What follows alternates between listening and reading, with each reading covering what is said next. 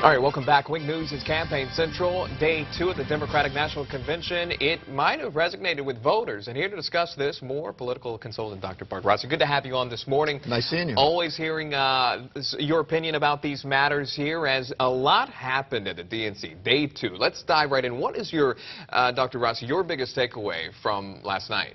Well, I think Bill Clinton painted a picture of Hillary, and that's really what he calculated to do. This is a real strong decision on his part to talk about Hillary's personality traits and why she should be president. And he talked about her being consistent, reaching out to everybody, a great listener, and somebody who was always comfortable being herself. And I thought he did a good job in doing that. And you thought that as well. What do you think about it? Here's a clip from that speech. How does this square with the things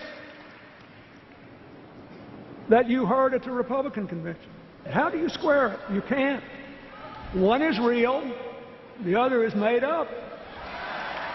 So what is he talking about here? One is real, the other one's made up. The made up version, that is the Republican nominee, Donald Trump. Right. Well, actually, you know, he's very talented. You know, he presents himself so well.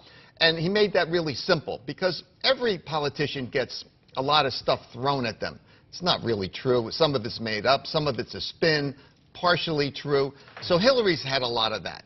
And I think what he's basically saying is, listen to me. Here's the truth, and here's all the stuff that they threw at her.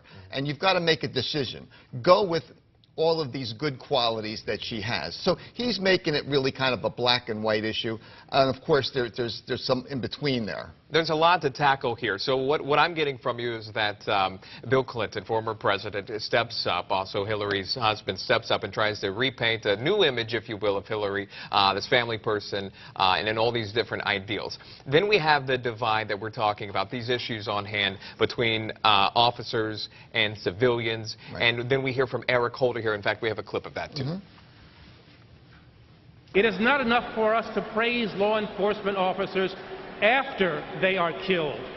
We must protect them, value them, and equip them with the right tools, tactics, and training while they are still alive. So what do you think about this here? We've got him stepping up here, and he's talking about this issue at hand, about the divide, again, between our officers and our civilians here. Well, I think he was there to reach into the law enforcement community.